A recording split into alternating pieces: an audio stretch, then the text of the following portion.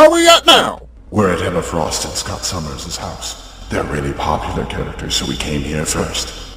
Here she comes. I can't believe that Jamie from The Office is stealing paper clips. What? Huh? Who are you? What are you doing in my $14 million high-rise conveniently located in the center of Manhattan? Quick, creepy girl, make her remember. Oh my god! Oh my god! Magneto! Magneto and his horrible little groin spawn! Yo, first Colossus tries to face off with head-to-head with the Juggernaut, gets pushed back, he gets up, and then Wolverine comes and they formulate a plan. Hey, Risky, what we gonna do, bub? Fastball special, now they're on the attack, and the adamantium claws, they go around his neck, and the helmet's off, all of a sudden they got... Hello and welcome to another episode of Rollin' 20s. We are the crew that accepted a paid internship at LexCorp's Biogenetics Division. I am Jeremy. Steve, I still haven't got my damn powers. And V. Head engineer. You can follow us on Twitter at rolling_20s. You can also send me any fan mail, suggestions, or hate mail at mspfreight@yahoo.com. You can subscribe to this show and several others in the MSP library on the website at missionstarpodcast.com, on iTunes, and on Stitcher. Today we use a little clip from a show called The Venture Brothers. You can find currently on midnight on Adult Swim on the Cartoon Network. Think of it as Johnny Quest on the worst meth possible. We're still using the music of Adam Warrock. You can find his music at adamwarrock.com, as well as his latest stuff on Amazon. How's everybody doing? Oh, pretty good. Oh, for a second, All things could be better for me. I just got my feet back together from the Anime Expo. Ooh. Yeah, and could you imagine the horror? It's just, I'm trying to unpack all my stuff, and then there's a knowledge in about a week. I got to pack half of it back up and get my ass down to San Diego. I've just been checking out the maps and the schedule for that. I printed them out last night so that I could have everything, kind of plotted out for my weekend. The dealer's hall makes Anime Expo look dinky, I swear to God. And the schedule is 41 pages long. 41 pages, and that's without descriptions. That's just items and people. Wow. Yeah, I'm a little bit weirded out. I also bought tickets to the Hollywood Babylon recording that weekend and the Walking Dead escape. You guys familiar with that? No. They're going to take part of the stadium downtown San Diego, Petco Park, and they're turning it into an obstacle course. For $25, you can be a runner. For $75, you can be a walker.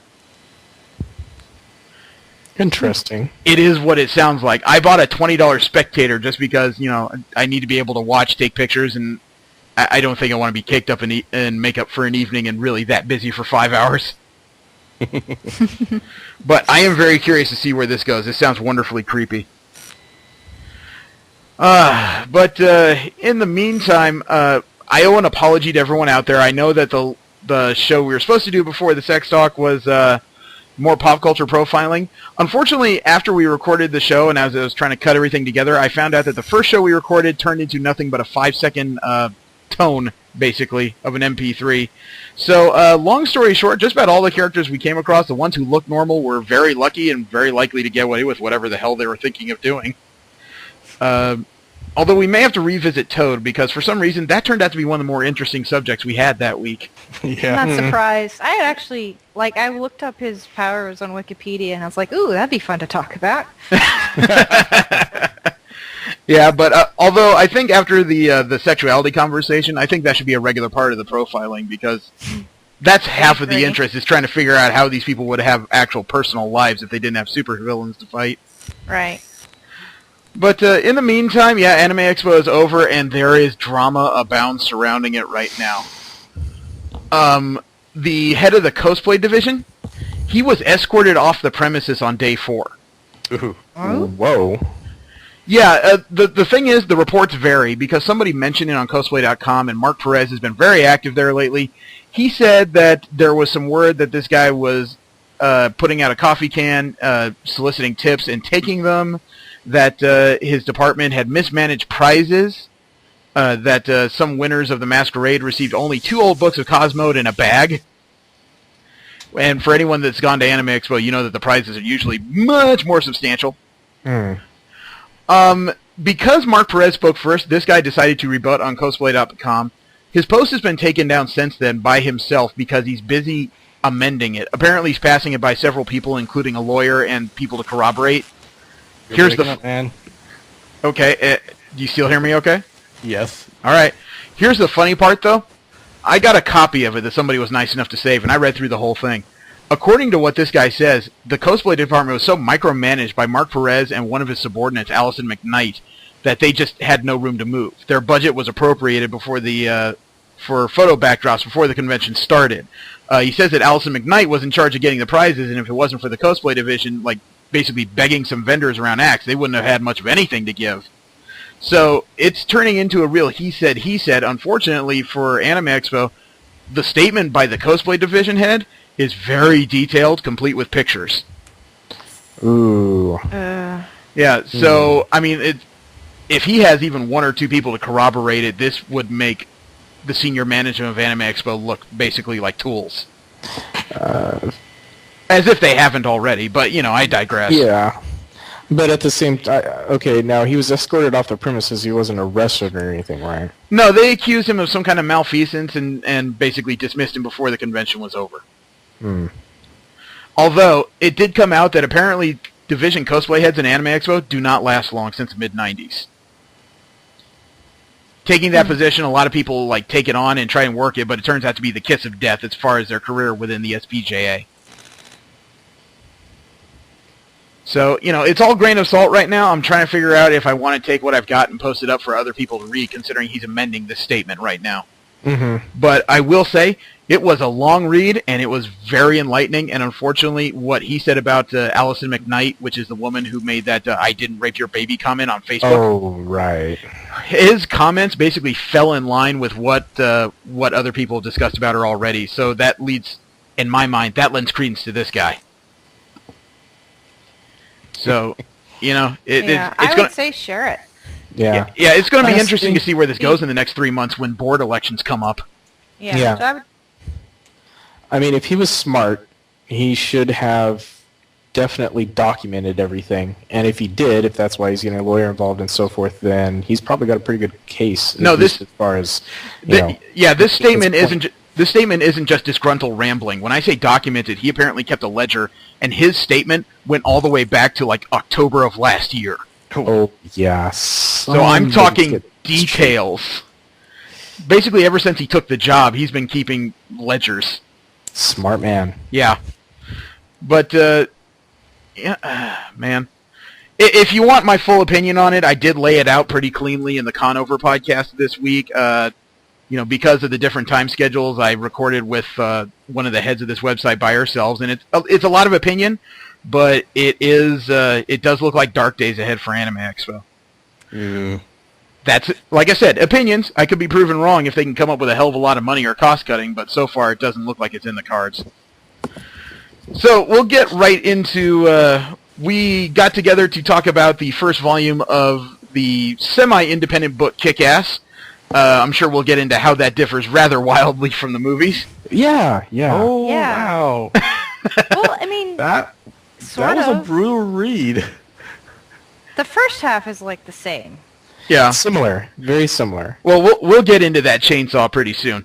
Let me start with an announcement that came out not long after Anime Expo. There was some kind of episode or series of something called Little Witch Academia. And yeah, it's one of those moe things like you'd expect. It's kind of like the anime version of Harry Potter. But a Kickstarter went up 4 days ago for the second episode, and the goal was $150,000. It's been 4 days since that went up. They have 4,843 backers, and of a goal of $150,000, they have reached $374,218. The top donation bracket was $10,000, and it was limited to 3 people. There's only 7 left. No, I'm sorry. There's 3 out of 7. There was one that I swear to God was $50,000. There was 3 slots, and all 3 are gone. There's already 15 people who've pledged $2,000 or more. That slot is empty. That's... There's 246 people that have pledged $300 or more. if you people have this much money to spend, why aren't you starting a convention? I swear to God, as much as people go to anime conventions and subsist off like ramen and water, or not ramen, pocky, like frickin' ramen noodles and water, where is all this cash coming from? I don't know, but I have noticed a trend of people. I mean, you can pledge however much you want. They don't charge you until the Kickstarter goes through. Yeah. And there are, many times either where, your payment is refused for incorrect reason, something's going wrong as far as Amazon being able to charge your card or something. Normally those get worked out. But I mean, this is cases of people that are just like, yes, I want this thing to succeed. I want to support it. I know, but this is $10,000, but I don't even have the money. This is another Moe anime series. Where's the fervor for the Kickstarter to see Charlize Theron naked?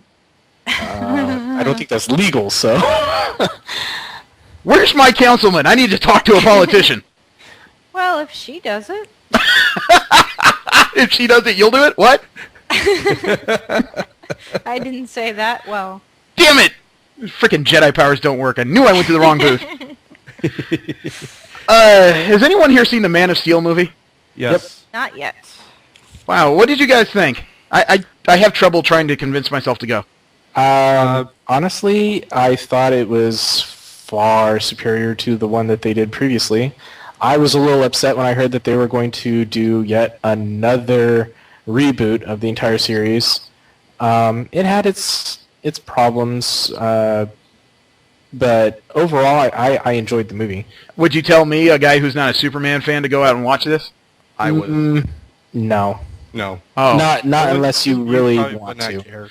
See, that's I'm not a Superman fan either. I just wanted to go to see if it was good or bad. Okay, I enjoyed it, but I don't know that anybody else would necessarily. That's always been my difficulty. Is I want, as a non-fan, people would think I just sit there and want to hate on the movie. I want a good movie, frankly. I want to be convinced otherwise, but it just never seems to occur.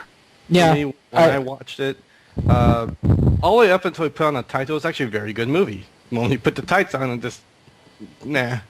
Wow, that's painful. Well, I found a website that says 6 DC Universe characters teased in Man of Steel.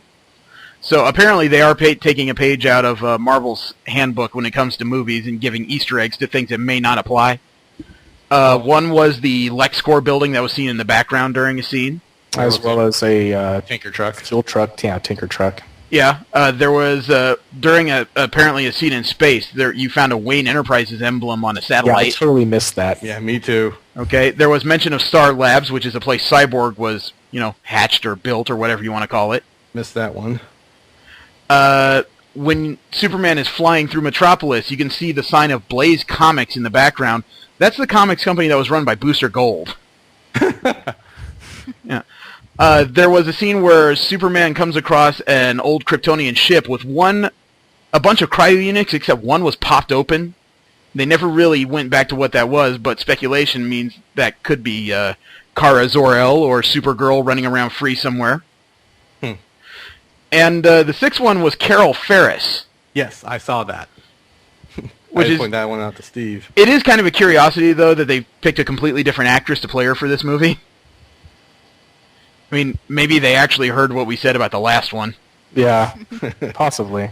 Yeah, I totally missed it, too, until the very end, and Jesse's like, oh, yeah, that was... I could have sworn it said Ferris on her. I was like, really? Yeah, I don't think they referred to her as Carol. I think they referred to her as something else, though. No, Carrie just had her... They didn't refer to her by name at all. No, they called her... name her name was Ferris. Major Carrie Ferris. So, I don't know. Maybe they ran out of money for the licensing. I don't know. A poster has been released for The Walking Dead Season 4. It's about what you'd expect of some of the title characters, Rick, Tyrese, and Michonne looking really mean, as well as the super redneck Daryl with his crossbow. I can post a link to it. It's one of those things where it's not necessarily news, but the show's already getting into its 4th season in October. So every time it feels like you're about to forget that show's out there, it starts back up again. And billboards for Agents of S.H.I.E.L.D. are already showing up. Ooh. In a few places, it is just a black background with this pop-out symbol of S.H.I.E.L.D. on it. The bird in the circle emblem. Gotcha. That's all it is. It's popping up in a few select cities. How much you want to bet I'm going to drive by like 3 of these when I'm on my way to San Diego? Christian Bale confirms that he is done with Batman, Justice League or otherwise. That makes me sad. He apparently, well, it's one of those I'm sure things. they'll find good people. I'm just, Yeah. As a guy that's watched all 3 movies, it makes me both happy and sad. It's sad because that means you lose part of your continuity. You know, someone's going to have to accept this new Batman in the role. But it does make me happy now that I'm no longer going to hear his impression of like a 9-year-old doing Clint Eastwood when he's trying to be Batman. Because I'm sorry, that whole, that was at least partly the director's fault, though. I know it was partly the director's fault, but you could have at least talked to him and said, I feel a little stupid doing this. That's true. It makes me wonder what his impression of masculinity really is. Then again, isn't he English or something? Yes. Welsh. Well, okay. Someone from the Great Isles. Okay, so to him, like, a lot of strong men could actually sound like that after a few pints. Maybe so. That's all he hears. I thought he was really good as Bruce Wayne, though. He was a great Bruce Wayne, but his Batman was definitely rough around the edges. I'll take that. You make it sound like I'm trying to force feed it to you or something. Here, eat this crappy-ass movie. No, I was about to say suck on this Christian Bale, but that sounded horrible. I guess probably more, especially in other movies, but I am a pretty big Christian Bale fan. Okay. I love American Psycho, and... Hey, to each their own. I like to see Arnold Schwarzenegger movies just to see how bad his accent chews up everything. I wouldn't be able to watch those movies for the same reasons. So. Put that girl down, Two-Face. Yeah, that's about as good as it gets. Let's see. 80s and 90s TV icons are returning to comic books, believe it or not, in digital form. Huh. NBC Universal has teamed up with Lion Forge Comics. They're going to put out digital comic books based on Miami Vice, Punky Brewster, Saved by the Bell, Airwolf, and Knight Rider. Holy Airwolf! Yes! Half of those TV series brings me back to when, parachute pants were huge, people's hair was just tremendous, and everything was in Dayglow colors. Yeah, I'm going to avoid Punky Brewster like the plague, but, Let alone, that was also the period where David Hasselhoff couldn't afford a whole shirt. They were, always open down to his belly. Wow. But this... I don't know how seriously I'll read this, but I got to flip through half of these just for the sake of nostalgia. Yeah, honestly... I wonder if it does well enough if they'll come out with a offshoot for TKR. That's a good question. That was one of those TV series that I knew was bad when I watched it, but I still enjoyed it. Yeah, that was... there was some fun cheese in there. It was Expert Limburger. Are you talking about Knight Rider? Yeah, there was Knight Rider. Yeah, there was a short-lived TV show as part of that... remember when Hercules came out? It was part of a block of, low-produced TV shows? Yeah, I tried to watch that. Hell yeah. Hard. It's god-awful, but it's great. There's a new Wolfenstein coming. Really? Heard about that. What? Yeah, it was presented during E3 this year. Wolfenstein: The New Order. You're basically playing through a first-person shooter when that goes through what if Nazis won the World War. Oh yeah, I remember having heard about this. Yeah. So there was an interesting trailer release where you got this astronaut on the moon. Supposedly the first moon landing, where he's saluting a Nazi flag. But Nice. It's. As long as the graphics are good, FPS are pretty easy for people to pick up, so I wouldn't be surprised if this sells like gangbusters. Yeah. Yeah. Wow. I think it's too soon to predict, probably. I think because I'm really not good at first-person shooters. I never had the dexterity to do the dual sticks. Okay. Did you guys hear there was supposed to be DLC for PlayStation All-Stars Battle Royale? Nope. Oh, I forgot about that game. Oh, man. Yeah, the game did not do well in general. It was supposed to be the PlayStation answer to Smash Brothers, and it wasn't even the PlayStation answer to Mortal Kombat. But it had some DLC, which would have made me at least curious to try and pick it up and play it a little. Because the DLC was supposed to be Abe from Oddworld and Dart from Legend of Dragoon. Huh. Wow. There was some character models that were released, and apparently the DLC was canceled. It got fans in such an uproar, they're actually starting a petition to at least get the Dart DLC. Yeah. That would be pretty nice. I was just talking about that game the other day with somebody at work. Yeah, you know somebody's dressed up as Meru at Comic-Con? Or not Really? Comic-Con, Anime Expo. Wow. Yeah. Blast from the past. Not even like regular Meru, it was Dragoon Meru. Huh. Wasn't bad, too. Maybe I'll link the picture. Cool. This, as a comic book fan, oh my god, I was in pain when I read this. Uh-oh. A man in England created a papier-mâché sculpture Of? Oh dear. out of $20,000 worth of comic books. Oh. That reminds me of that Venture Brothers episode. No. One. No. Wait. There's a statement here. There's a statement by somebody who walked by it, this guy named Steve Eyre, who's a comic book fan. He said, first of all, I thought, fantastic, as visually it's a beautiful thing. But then as I walked around it, certainly on the inside right leg, there was a cover of Avengers #1. Oh. I got a copy of that, which was published in 1963, and it's well worth over £10,000. Then I started looking, and there are 6 comics on this that together would be worth, even in the condition you see, £20,000. Don't do that. That's Lift like kick. burning books. Whip kick. Yeah. Oh. So he's made my comic collection worth more. Yes. Oh my god. I'm sure that there are people who are going to go stand in front of this thing and just cry. Yeah. Get around coming over there with pitchforks and torches? Probably not. They'll just be in too busy mourning. There's some sad news this week. The founder of Giant Bomb and GameSpot alumnus, Ryan Davis, died. He was 34 years old. Wow. Unfortunately, nobody has said yet. He passed away last week. It's just one of those weird things where the guy's 34. He's very big in geek culture, but he's already gone. And the few pictures that are out there show he's probably fairly heavy set, so I can imagine a few things that probably killed him. But either way, this should be a life lesson to all nerds. Just because you can write really well doesn't mean your longevity will keep up with you. So everybody spend a little bit of time on a treadmill. Get back to you on that one. The creator of Resident Evil is coming out with his new game, The Evil Within. I have not seen the teaser trailer. I've seen a few still images. This guy has one of the most twisted imaginations I've ever seen.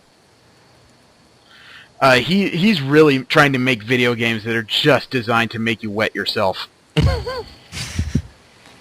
I'll post some of the screenshots that were linked on Newsarama, and I'll see if I can get the video. But I mean, just one of these things, the face of what he imagines is one of these, I don't know, demonic nightmares.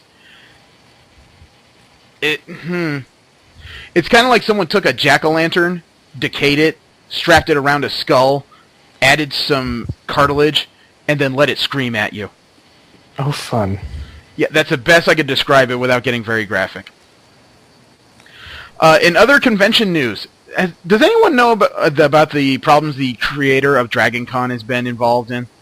Mm-mm. Okay, the CEO of the company has been accused of sexual assault on underage people. Ooh. Yeah. Child molestation specifically. Okay?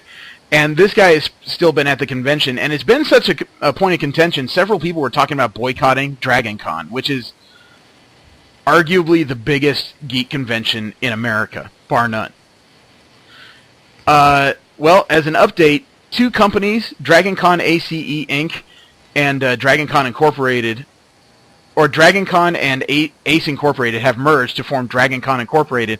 As part of that merger, the shares owned by this man, Ed Kramer, were completely bought out. So he is no longer involved in this convention whatsoever. All I can say is, if people make such a radical move during a merger to get rid of you, somebody's probably got something on you. Yeah. So, nerds rejoice. Dragon Con is as clean as it could possibly be for a convention that's basically 2 hotels taken over completely by drunken nerds. You know, I don't think you want to do what that Spider-Woman in the corner is doing. Hasbro has bought a majority stake in a mobile game maker, Backflip Studios. I heard about that. Yeah, there's been a lot of moves by people acquiring mobile gaming companies, and I've never found mobile gaming to be much more interesting than about 5 minutes worth of my time, but there are a lot of people who exist on their cell phones these days, so Yeah, this could be a good There's a lot of people that don't play like games, like what we Yeah. would think of as games, but will play casual little dumb games on the phone. Which not to say that don't have value in entertaining. No, but when For you like spend... 5 to 10 minutes. When you're like Yeah. the rest of us who spent 2 to 3 generations grabbing a controller and looking at high-def images, it is rather hard to move to this little screen and start poking at it with your thumbs. Yeah, I don't think I could personally do it. But I try not to look down upon it. Yeah, I have yet to find it. You know, if you like it, power to you, but nah. No, I need something that'll scream in my face and scare me a there's bit. a whole new meaning to the word game zombie. But the other Or playing with your pocket. the other side of that is there's a lot of development more towards like MMO stuff on like iPads and other mobile media. It's not just phones, it's also iPads. There is some of that, but, you know, I'm not much into tablets either. Let's see, in other nerd news, Greg Berger, he's the voice of Grimlock in the original Transformers cartoon. Mm-hmm. He has been cast in an unknown role in Transformers 4. Or at least that's the rumor. Some people are guessing it may have something to do with the movie, because the rumor is that there's this dilapidated truck that's going to turn into some kind of dinosaur later in the movie. No. A dinosaur? Uh, They hear you right. Well, I didn't say that he was just going to be a truck and a dinosaur, but it could be something where, you know, there have been several of these movies where they choose alternate forms throughout the movie. So it could be that Grimlock is on his way to the big screen. This will be nice, but you know what? I've almost given up on Michael Bay's Transformers. No, I have. It's fun nonsense. I enjoyed the last one more than the second one. The last one I was- did enjoy this last one, actually. Last one was a pretty big step up, and it was very interesting. The second one was absolutely horrible. Yeah, but that was made during the writer's strike. Yep. I really don't remember it. You're better off. You're better off. I assume that means I really didn't think of it that much. I remember kind of enjoying some action sequences. Except for the weird one in the desert. Oh, God, that was way too long. Let's see. In other screen news, do you guys remember how during the movie conversation we pretty much agreed that League of Extraordinary Gentlemen was underappreciated? Yes. Mm-hmm. They're coming back to the small screen. Mm. It could be interesting. They're going to be a TV series, or at least they're filming a pilot for Fox TV. Okay. The guy in charge is Michael Green. He's been known for superhero-type TV shows like Smallville and Heroes, as well as the Green Lantern live-action movie. So there's some good and some bad in there. And they're going to Fox, so... It'll last a season. Yeah, Fox... generous. Oh, you gotta admit, Fox's history with sci-fi is pretty weak. Yeah. I'll take even- it back. It'll last 9/10 of a season. Yeah, even good sci-fi shows on Fox don't last long. You're getting Firefly, the same anyone? odds as Firefly, then. Yeah, like I said, even good shows don't last long on Fox. Firefly, John Doe. I get the feeling you were something else, but honestly, I'm blanking on it. There's several other things I don't remember. Well, Dollhouse. Oh, yeah, there you go. That lasted 2 seasons. If we learned anything, Fox does not get Joss Whedon. Nope. I think Joss Whedon has now designated Fox his arch enemy. Poor Jamie Foxx. George R.R. Martin said that the Iron Throne you keep seeing in the TV adaptation for Game of Thrones Yes. is I know this nothing story. like what he envisions. But nothing. he still says he loves it. Well, he says he likes it, but I gotta admit, after seeing an artist rendition of what he describes, and he agrees is what it looks like, what is in this artist rendition is frickin' awe-inspiring. Yeah, it's epic. The description in the show is often that the swords of all of the kings of the day's enemies were melted together by dragon's fire into this one form, the Iron Throne. So it's this relatively intimidating looking things.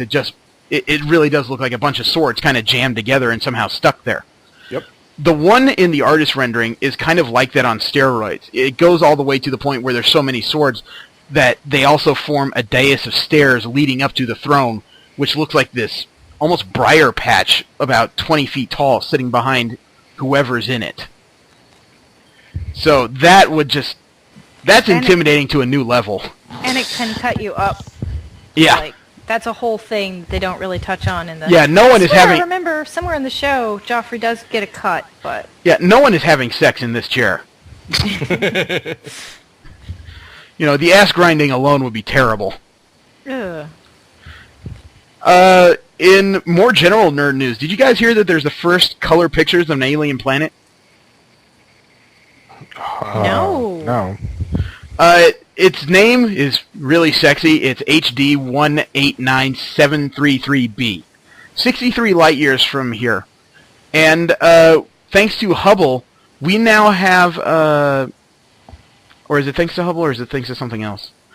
Well, either way, this exoplanet, which is orbiting a distant star, it's believed to be a gas giant, and we now have bright blue pictures of it. Oh. It's estimated to be a hot Jupiter.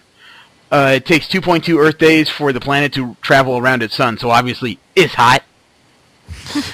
Just a little bit. But it's called a deep cobalt blue planet with raging storms of glass rain and super fast winds. Oh. Ooh, that sounds pretty. Yeah, so basically, you know, as soon as your sandstorm is kicked up in the atmosphere, it's superheated to glass, so... You know, that... I'd like to see a painting of these imagined landscapes. This sounds awesome. Oh, I yeah. want a wallpaper and the right stat. Wallpaper for your desktop or wallpaper for your house? I'm trying to shut up, but I can't stop. Yes? V gets wet over hot blue balls. No, but I mean, it's interesting that we're finally taking pictures of places we can't get to yet. Because when you start taking pictures of it, it's at least it's possible for your imagination to start trying to figure out how to get there, in my mind. It It's makes like you want to get there more. Yeah, it's like when people started imagining this whole new world that this guy Columbus was barking about. Nobody thought it was possible, but he had the imagination. He got there. So as soon as you can start visualizing it, I think it becomes more possible to travel to it. Let's see. We've talked before about how Marvel's big event for the fall is Infinity, where Thanos is coming to Earth and very few heroes are left to stop him. You know, maybe Luke Cage's ragtag Mighty Avengers, Nova. This may also include a reforming of the New Warriors. But there's already details coming out about what's going to come after Infinity is done, and it's called Inhumanity. The storyline is that the Inhumans are basically come to Earth and they're here to stay because their spaceship/city, Attilan, kind of wrecked after Infinity is done. Oops. New problem, though, is that the Inhumans get their powers by being chemically augmented by these things called the Terrigen Mist. You know, it kind of pulls out what's special about their genes. And unfortunately, as a result of Infinity, those get released globally. So all of a sudden, a bunch of unknown descendants of the Inhumans are finding out they have powers. Could be as radical as energy projection. Could be as minuscule as being able to squirt fire out of your pinky. But because they're Inhumans, somebody wants to kill them. So as you can imagine, you know, a world where superhumans are popping up left and right, that's going to keep every team busy. Awesome. So it sounds interesting. I mean, heading it up to start Inhumanity, the issues are going to be drawn by Joe Maderia. Anybody remember that name? I do. I just don't remember what he drew. Battle Chasers? Do you remember when the X-Men went through a very big anime influence phase? Not well enough, apparently. Okay, he was the one that basically redesigned most of the X-Men during that period. Maderia was big in comics for a while. His original series for Image, Battle Chasers, kind of fell apart because artists are notoriously late when they don't have an editor telling them what to fucking do. Was that the one with the little girl that wound up with her dad's, like, big-ass battle gauntlets that gave her super strength? I remember Yes. that. That is that? Yes. Yep. I was Yes, okay. That is why I remember, because I actually liked that. It didn't go very far, though. No, only about 12 issues. Marvel Knights imprint is coming back. Marvel Knights is where they allowed some indie creators to take original looks at some of their characters. It's had mixed success, but they've done stuff like Jay Lee's version of the Inhumans, Mark Teixeira's version of the Black Panther. Even for that imprint, Kevin Smith wrote some Daredevil series. The Knights are coming back, and they're coming in with new series based on Spider-Man, X-Men, and the Hulk. So, I mean, this is also the kind of places where the Sentry was started, and Madrox before it spun into X-Factor. So, depending on the exposure, these comics have led to bigger things. You know, at least this time it looks like they're starting off with the A-list stuff instead of the B-listers people might have heard of before. And at Comic-Con, Marvel's going to debut a new short film called Agent Carter. The lady who played Peggy Carter in the Captain America movie, Haley Atwell, she's doing another mini a la the Phil Coulson movies that's going to debut at Comic-Con, but it's also going to be added to the Blu-ray version of Iron Man 3. Interesting. Yeah, you know, I don't have anything beyond that. Andrew Garfield has asked the question, why can't Spider-Man be gay? Oh, I read that article. Okay, for those who may be a little unaware, Andrew Garfield was the guy who played Spider-Man, the latest Amazing Spider-Man film, did pretty well for Sony Pictures. He's just asking the question, why can't Peter Parker be exploring his sexuality? And he asked why MJ, who traditionally stands for the character of Mary Jane Watson, can't be, why does that have to apply to a female character? And, you know, I heard this, and of course there's the automatic responses of, well, you know, you're getting too far from the comics, and what's, you know, why are you even suggesting this? All I can say is, it's movies. He has a right to at least ask the question. No, I have no problem with that. My problem is it just sounds too much like a gimmick. Why change it?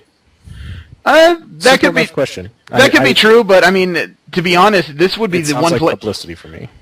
You know, I do think this would be the one place to play with it, though, because you know, comics fans would just freak out if Peter Parker was suddenly gay. True. You know, where else are you going to tell this story? Are you going to come out with a special issue? What if Peter Parker swung for both sides? That honestly makes more sense to me than making a movie off of it. Yeah.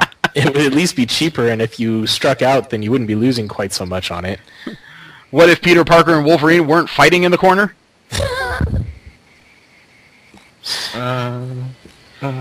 I'll leave the razor burn jokes for later. Yeah. Vin Diesel has hinted at a possible role he's going to play for Marvel films. We talked a couple weeks ago about how he was called in by Marvel Studios for unknown reasons. Even he didn't know what this was about. But afterwards, he put in a tweet that showed him in front of an Avengers cover that showed Giant Man on it. And he said, Marvel meeting today. Only the people in the room can tell you what was discussed. P.S. Thanks to our page for pushing to make it happen. You know I get tunnel vision with my work. And after that meeting today, wow. So some people are wondering if he's Hank Pym, you know, based on the cover he was standing in front of, which doesn't sound much like Vin Diesel to me. No. The other suggestion was... At most, you know, the newer guy that's now. Well, the thing is, though, he may have dropped a hint in there that some people didn't catch and others did. Some people are speculating that he chose an odd phrase to use in the middle there. You know I get tunnel vision with my work. Oh. Yeah, I could see him as Vision. It makes more sense. I mean, he's already robotic in half of his films. I'm sorry, I've watched about 4 of those Fast and Furious movies. I don't get it. Seen them. I've watched them because they keep coming up on cable. They won't leave me alone on TNT. Well, and, you know... I've only seen him in Pitch Black and Chronicles of Riddick. I think the most... I really enjoyed him, so... Yeah, see, I think the most charismatic actor in all those Fast and Furious movies so far has been the 77 Charger he drives. Well, the Vision might be a closer fit because when I saw Arc, I was thinking Wonder Man. That wouldn't be a bad guess. I I wish I knew where to lobby to put The Rock in as Namor the Submariner. I think he would fit that role to a T. Would be quite interesting. I could totally see Namor doing the people's eyebrow. Well, I mean, he's tanned, he's strong, and he already hits on blondes. And he's huge. Yeah, that helps. But, yeah, we've decided to do a little bit more peeking back at past series, and for this one I suggested Kick-Ass because I knew all of us had seen the movie, and I was aware that maybe 2 of us had read the comics prior. What were your guys' first impressions? Brutal.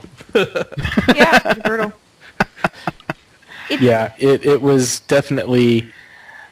You could definitely tell that the way that they decided to go with the movie was for a comic, as in comedy, compared to the way that the comic decided to go about. I would say the comic was a comedy to start with. Yeah, maybe I was influenced by having seen the movie first, but Yeah. Yeah, I was too, but I felt the movie was seen more like a heroic iteration of the book.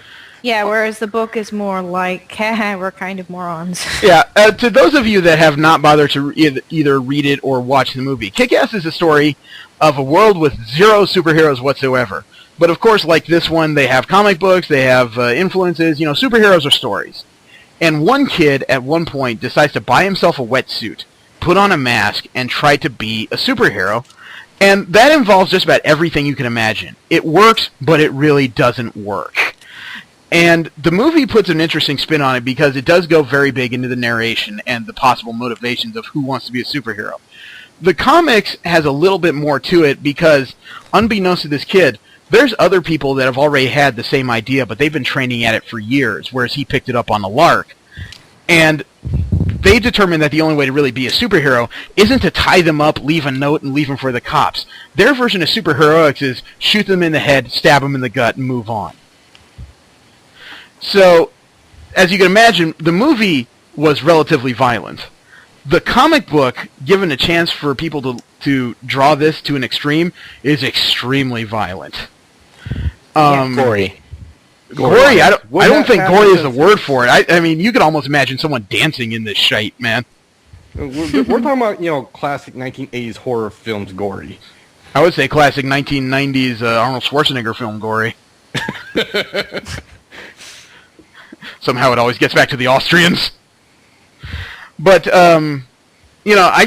this was one of those things where, to me, the comic book made the movie, because this is a really interesting piece of writing. And, yeah, I agree. As much as the movie goes into the neuroses you would need to be a superhero, and, believe me, I understand that there's people out there that do a wonderful job, but superhero, you do need to be one neurotic SOB. Mm-hmm. This comic book goes even further into it. And, the way the comic book portrays it, and you guys can disagree with me, it almost seems like the most apt superheroes are the sociopaths. Yeah. In a way, yeah. Well, people that at least don't have family. Well, I mean, the 2 of the title characters, Big Daddy and Hit Girl, they were the family. It's true. We saw how well that worked. Oh, yeah. So, did you guys finally see the Batman joke I talked about in, issue 6? No. I don't remember. The one where Kick-Ass he breaks out of a chair. Oh, yes, You can barely see. One of the mobsters says, "You think you're like Batman, kid? You think you can get up, do 1,000 sit-ups, and do 1,000 push-ups every day and kick ass even when someone beats you down? Nobody's that diesel." And then there's that little voice behind him. I did.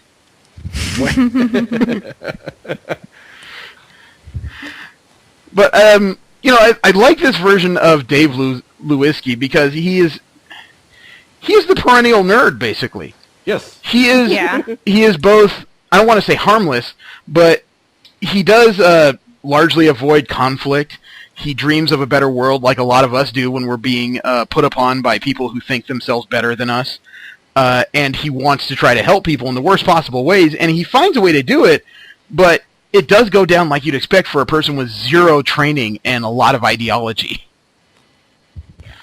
Unless your preferred weapon, involves ballistics, this can't go well. Yeah. Frequent visits to the hospital, long bouts of therapy, missed school. Yeah. Plates in the head. Nerve damage. Yeah, his first real attempt at stopping a robbery went horribly wrong. It wasn't even a robbery. It didn't go that badly in the book, in the movie, right? Or I mean, it went badly. But it went that bad. Yeah, it went approximately like that, where he was stabbed, stumbling around, and hit by a car. One. Yeah. In the movie, it was only 2 guys, but yeah, he still wound up getting stabbed and hit by a car. Yeah. And the major difference is that the mob influences were much more vibrant in the comic book. In the movies, it does seem like half of the movie is spent with these people trying to understand what it would take to be a superhero, or just kind of working their way up the ladder. In the comic books, it really is just this gigantic organization that is pretty much coming after them. Yeah. Yeah. Mm-hmm. And the Red Mist in the movie was almost sympathetic. The one in the comic books, fucking dirtbag. Oh yeah. I wanted to see that one in the movie. Although, to be honest, it also took me aback when, rather than Big Daddy and Hit Girl kind of taking him under their wing in a way, it was, no, we're blackmailing your ass to come help us against the mob. Basically, yeah. Yep. A lot more dirty pool. Prefer that, but it makes more sense. One of the more major differences was the origin story of Hit Girl. Yeah, that was a huge difference between the comic books and the movie. The story they spout out in the movie, complete and total BS. Oh, I ramble on forever in these things. Why don't one of you tell the story? Put things simply, Big Daddy was just like Kick-Ass, except he has a kid and a wife. Well, that's putting it shortly. You want to elaborate a little bit on that? I don't know if I can. It might. Well, for one thing, the guy was an accountant. Yeah. Yeah, he wasn't a former cop. Yeah. The former partner in the movie does make an appearance, but only because after he ran away with his little girl, then she ended up marrying the officer that was the investigating officer that was looking for her little girl. Yep. You mean Hit Girl's mother? Huh? You mean Hit Girl's mother? They never really talked about her in the movie. Well, that's because apparently she got killed. Right. In the comic books, she was still alive. Yeah. And Well, unless they are going to go that route in the movie, and it is like total BS. It feels yeah, like that would actually be a really big departure. If they keep the movie and the comics separate from each other that much, I really don't mind, because at this point it would seem like heaping to suddenly make that kind of change in the movie. Yeah. I mean, I honestly, after finding out that this guy basically stole his little girl, raised her up to be a killer, just so that he could have his little kicks and make sure that she was special. Yeah, I really didn't feel too bad about him getting his head brains blown out and whatnot. I felt really bad for the girl. Yeah, let's go through the steps in this, because I think we may be skipping around a bit too much. In the comic books, or in the movie, Big Daddy was a former cop who was framed by Frank D'Amico, the villain in both the movie and the comic books. He ended up getting out after a few years later, and explained the situation to his daughter, who had lost her mother to an overdose, I think, and basically raised her to be a sociopathic superhero. In the comic books, Big Daddy was a failed accountant and comic book collector, and at one point his life was so low, his wife had already left him, and he had managed to convince his little girl to run away with him. And he convinced her that in his briefcase was all this information that was going to bring down Frank D'Amico, the mob boss, trained her to be a lethal superhero. Think of it as Deadpool without the voices in her head. But, basically, all the information he claimed he had in his briefcase under duress, he admitted that all that was in the briefcase was vintage comic books. He'd been selling them to fund his superhero fantasy. So his entire she never backstory knew what was in the briefcase. He never told her. Right. Well, she just assumed that it was money or something like that. Right. Well, the comic books did a much better job of keeping a few things for a plot twist. But I mean, it turned out everything he told her was bullshit. Yeah. Absolute bullshit. And all that was in the case was the comic books he would occasionally sell to fund his little fantasy, which had gotten out of control. And instead of burning to death, the guy just laughed at him, or Frank D'Amico laughed at him, put a gun to his head, and pulled the trigger. So Big Daddy in the comic books was not this semi-noble but, very aggressive character. He was almost a loser. Almost. The only thing that stopped him from being a loser was that all the training he put his daughter through was actually beneficial. Yeah. She helped her. Yeah. But only because he put her in that situation in the first place. Yeah. And to give you an idea of how badly the comic books depart from the movie, or vice versa, after she knew her dad was dead, she knew Kick-Ass was her only hope of getting out of this with any sort of help. So she takes a vial out of her belt of this white powder, pops it and puts it to her nose, and Kick-Ass asks her, "What's that?" And she says, "It's a special serum it's a special powder that my daddy got from scientists. It's going to help me up my strength and my energy." And he looks at it and says, "Isn't that cocaine?" And she takes a huge snort of it and looks up at him with wide eyes. "No, it's a special powder by scientists!"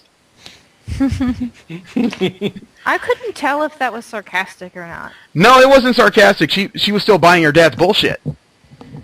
Well, She's no, certainly- I just can't. I'm not sure if it was actual cocaine. PCP seems more likely to me. Yeah.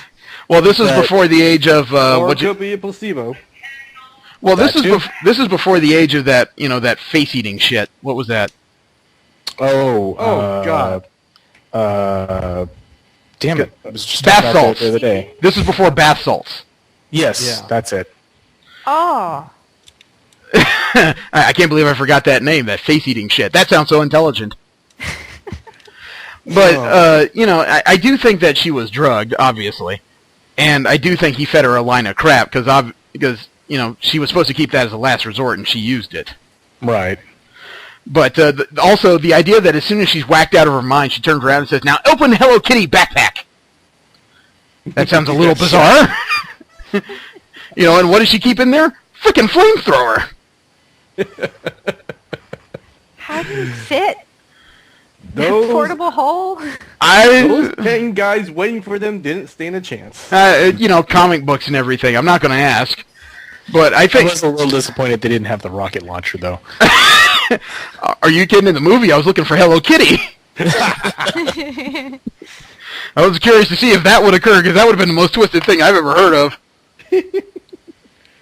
Now, But- there is the other major departure, too. And what's that? He doesn't get the girl. Oh, God. Which is like, I was like, no, in the movie. You would never, like, that's just creepy. Yeah, that's a major wah moment. I mean, she's right. The departure where this movie takes a serious turn, and I knew that something was different, was that when, in the movie, when he confesses to the girl he's after that he's both not gay and a superhero, it worked out. In the comic books, no, sir. No.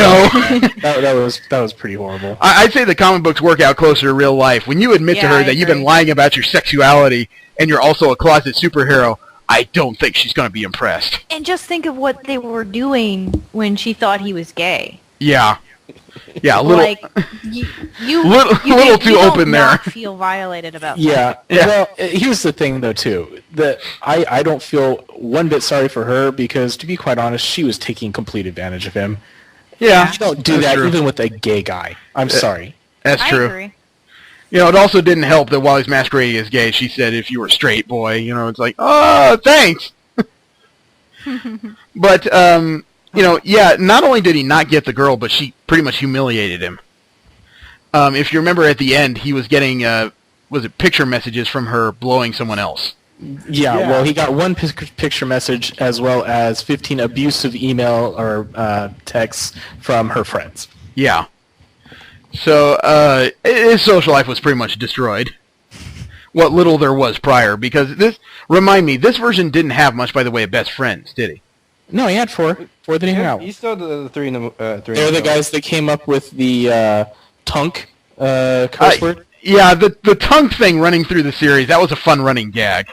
It only lasted kind of like that one Well, like issue, three. but yeah. To have it kind of mentioned in the beginning and then all of a sudden at the very end it's being used as they're fighting, I was just like, oh, Yeah, she stabbed me in... that got me to laugh out loud. She stabbed me in the tongue. No, he shot the guy in the tongue. Oh, that's right. And then she said, "Tunk you," as she cut him in the head with a cleaver. Like that's any better. Like there's really any... And he's just standing there going, "I can't believe it spread that fast." That was funny. That was really funny. But, you know, in rereading the comic books, I do remember how much I appreciated this, because it is by no means meant for kids. It is very violent, but at the same time, it is such a vast departure from your average comic book series. Because it does do what the movie also does very well, is delve into what kind of special individual you would need to be a superhero, and how few of us could actually do it if we were put under the gun. Oh, not only just that, but, well, especially in the comics, the mounds of shit that you get for doing that. Yeah. But, I mean, I just wish the movie would have kept the surprise of Red Mist a little longer, because in the comic books they did a much better job of pacing it out and showing the surprise. I kind of like seeing his character development, though, in the movies, like seeing him. True. But I will say that I've seen the ads and the few clips that have been released for the second film, and I am really looking forward to this, because I've read everything that's out of Kick-Ass so far. And the second volume, it looks like the movie is doing what they did with the first one. They're taking a loose take, but it's close enough where you get the same kind of feel. And I'm looking forward to the Red Mist returning as his new supervillain alter ego, the Motherfucker. That is not a euphemism. That is not slang. He's calling himself the Motherfucker. Yeah. And I hope that was just some silly Hollywood BS. That's the comic books, dude. I know. I read it. But the storyline is going to be that since the D'Amico crime syndicate went down, there's been a rise of superheroes in the city that Dave lives in, as well as across the country. And his city is just rife with superheroes. So when Chris comes back with what's left of his father's money, he starts raising himself an army of supervillains.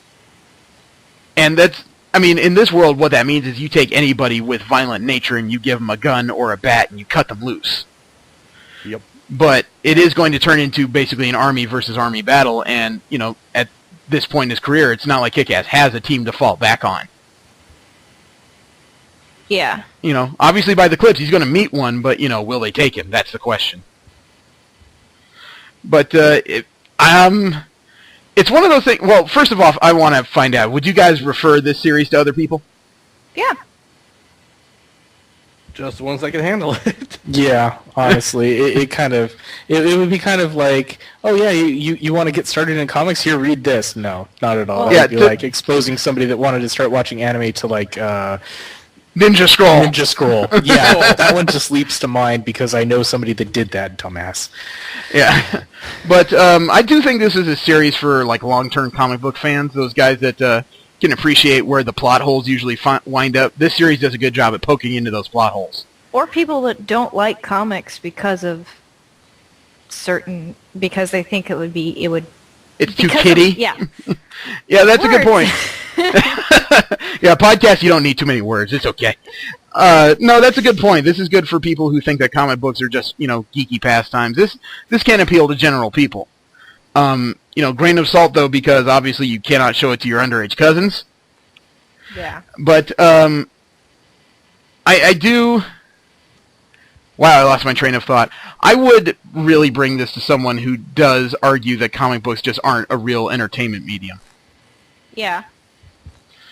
And this does, like I said, I do think that this is something that's good for a lot of people who aren't regular comic readers to read, kind of like V and Empowered. That was enjoyable. Yeah, I do think this would be fun for a lot of different people. For those of you that are keeping score, though, yes, we are finally back from our vacation. And yes, next week we are going on vacation. Unfortunately, you know, everyone here doesn't feel comfortable doing this without me, which makes me feel both sad yet special. And at the same time, I have to go to Comic-Con. Partly because of my responsibilities to Mission Start, and partially because, you know, I paid $150 for my badge, and I'm damn well going to use it.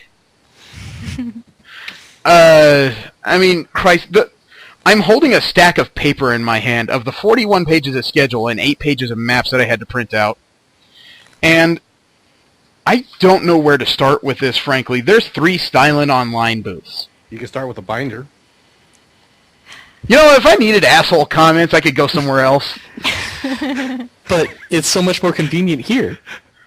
That's true. I don't have to actually pay $5 for a Starbucks for asshole right now. There is stuff here that is kind of like crack to a meth addict when it comes to me. You realize that the Sideshow Collectibles booth and the Marvel booth are separated by 1 table? I'm going to be standing there like Wolverine caught by Magneto. I just won't know which way to go. You know, there's a Mattel booth, there's a CBS booth for crying around, Warner Brothers. Nickelodeon has a booth, Lucasfilm has 2 booths, Lego has a booth. Why the fuck does Lego have a booth? Because they're coming out with a movie. Yep. There is going to be quite a few movie. I was looking at it in Entertainment Weekly. Yeah, well, you know what? A lot of trailers and reveals for movies coming up. Well, you know what comes to mind is that you know how Anime Expo has trouble getting some of the bigger names companies to come to them every year? You know, they get a few every year, but it's hard to call them repeat customers. At San Diego, I was going through the map. Kotobukiya has a fucking booth. You know, there's all kinds of stuff here for, like, every level of my nerddom, and it's, you know, I am so glad this is not a video podcast because I have to place books in my lap right now. God damn it. This whole thing with Anime Expo still got me kind of twisted up because of what they did to this guy, you know, this cosplay manager. Even assuming what he said isn't necessarily true, I still feel bad that this guy was escorted through the lobby with what few belongings he was allowed to carry by security. He wasn't even escorted out the back. Damn. That just screams publicity stunt. I mean, not just publicity stunt. Or not I mean, publicity, but for the public. I would call it, you know, if it wasn't for the fact that he's not a paid employee, I'd call it workplace harassment, frankly. That's you know, true. They made the guy do the perp walk through the front of the convention. The only thing that made it slightly better was that this was through a section of the convention center that didn't have, like, the dealer's hall and everything. This was in the other half of it. But still, it was in full public view. Yeah.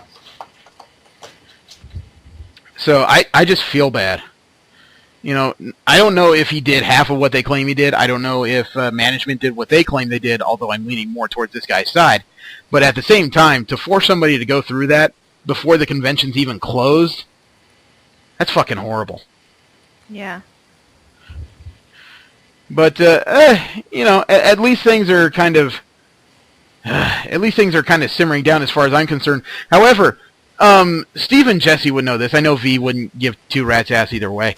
I generally have a group of rooms at Anime Expo, even though I haven't been interested in the last while, or last like 3 or 4 years in going, because a lot of people ask me to go, and people are one of the most fun things at a convention for me to interact with. You know, the fans are the most fun, in my opinion.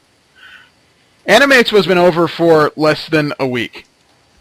I've had 3 emails of people asking me to write down their names for 2014. And, you know, I told somebody, I swear every year is like the last year I want to go or intend to go. But it seems like every year people are coming at me earlier and earlier.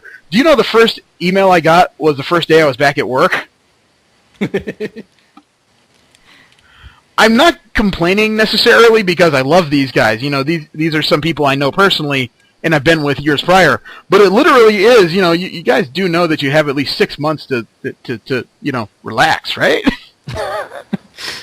It just makes me wonder. I mean, to me, that just seems like maybe they're having fun at the expo, maybe they're not, but they're definitely enjoying the company that they, you know, meet while there. You know, there wasn't many people I saw every day other than my roommates, but there was a few who were very big standouts to me. There was this young lady I had not seen in 4 or 5 years in Anime Expo, Carolyn Urban.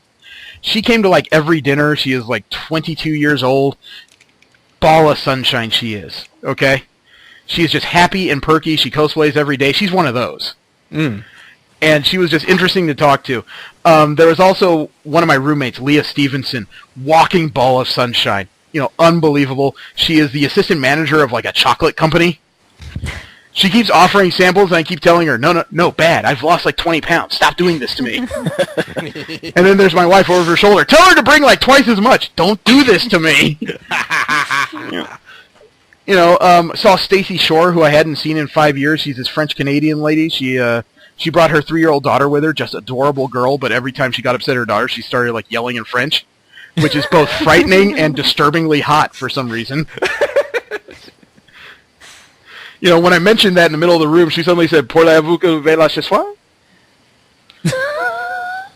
I know I butchered that, but you get my intent. And I had her nearly peeing herself laughing because at one point I just talked about her French, and I went into my version of French people, the quickest surrender artists on the planet. And let's see, who else? I hung out with a guy named Jericho from Hawaii. He has almost perfect wrestling name, Jericho Bakani. You can almost hear the finishing move coming down. But he made his own 3D camera rig. He has his own website. Nice. And speaking of which, people listening to this, all 8 of you or whoever the hell it is, I am trying to put together a project because the last night I was at Anime Expo, I stopped at an Irish bar off of 6th and Grand. They have this incredible back room that I will see about linking pictures to this podcast because I would love to do a Cowboy Bebop shoot here. Yeah. I mean, they have a back room with a small stage, like decent colored lighting. I could almost picture like Spike and Jet sitting at a table while Faye leaned up against one of the columns in this place. And they even had like these faux barrels of Jameson that you could just see Ed sitting on top of with a laptop. That's pretty cool. This place is awesome. I was talking with somebody about Durarara characters here, but somebody mentioned a hell of an idea. I would love to also in this place put together a large picture of superheroes in like normal day-to-day clothes, going out to get a drink. And anybody who is interested, email me at mspfreight@yahoo.com. I'm starting to put out feelers to find out what it would take to use this place like next year. But you can imagine you'll hear about that probably once a month as I try and put this together. God. So, anybody have any ideas for 2 weeks from now? I'm not the IMDO man. That's right. You're the attractive one, Steve. Jesse's the angry one. I thought I was the angry one. I still haven't got my superpowers, damn it. Well, V can be the angry and attractive one. I'm a fucking troll. I don't know what the hell I am.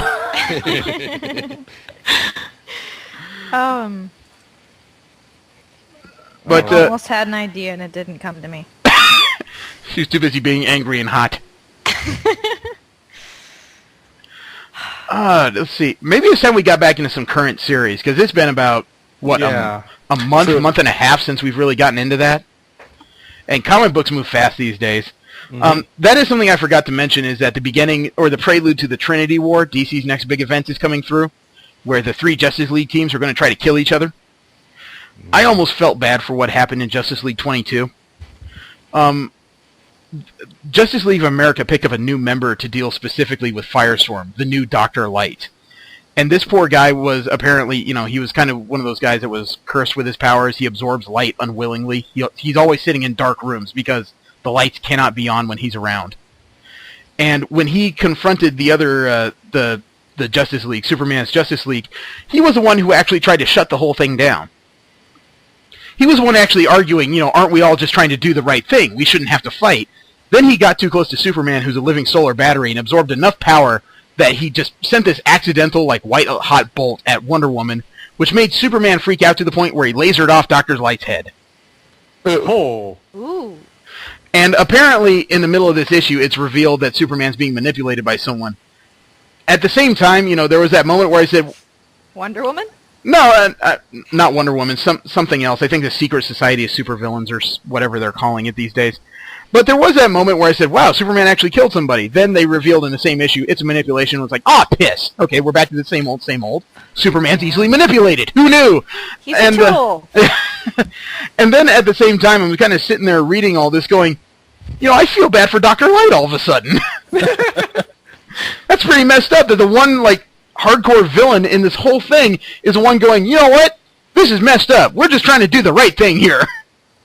And he's the one who loses his head. The fuck is that about? That's why you don't piss off gods. That's why I don't read DC. I'm seriously trying to find a jump-in point at DC, but Trinity War is not it. That is way too much power floating around in one conflict. And I've said before how I don't like getting involved in series where the average power level is godlike frightening. Mm-hmm. That's a conflict that can't end without somebody being killed, but frankly, the way comic books works, who cares if they're killed? They'll be back in 6 months. Or less. Especially if their name is Gray. But I can't think of any other heavy spoilers. I know the next all new X-Men comes out next week, and I'm really anxious to see if young Jean Grey has found her Phoenix. Yeah. You know what? We could do X-Men. I was about to say, let's just go through all new X-Men. We started this show discussing the first 7 issues of that series. As of next week, another 7 issues will be out. Sounds good. I'm good with that. All right, V. I don't know if you care to read the previous 7 issues. I'll just email me. Just skim them. But I do think it's probably time to jump back into the currents, and all new X-Men is a good place to do it. Especially since in 2 months, Battle of the Atom starts. Mm. You guys remember what that was about? Okay, I like saying this, so let me go through this. The current X-Men are dealing with the past X-Men, who have come to talk to the Uncanny X-Men and tell them not to be dicks. But X-Men from the future come back to tell the current X-Men to send the past X-Men back into the past before it ruins the future. Excellent. My head hurts. I know. As I was speaking, I was noticing my speech pattern was getting very Bill Cosby-ish. Timey-wimey, wibbly-wobbly. Yeah. The X-Men in time, it does seem like every time you wind a watch, an X-Man has appeared from the future. But it hurts the head. Yeah, but this isn't just like a summer event that has a mini-series and is going to tie in. It is apparently going to tie up like just about every X-Men book out there for 2 to 3 months solid. Huh. So this is a serious crossover event where they're actually trying to get you to buy more books. A lot of people would say, stop trying to make me spend money, but honestly, when they actually spread the story over books evenly, instead of just giving you a miniseries and giving you all these tie-ins to buy, it makes a more coherent story at the very least.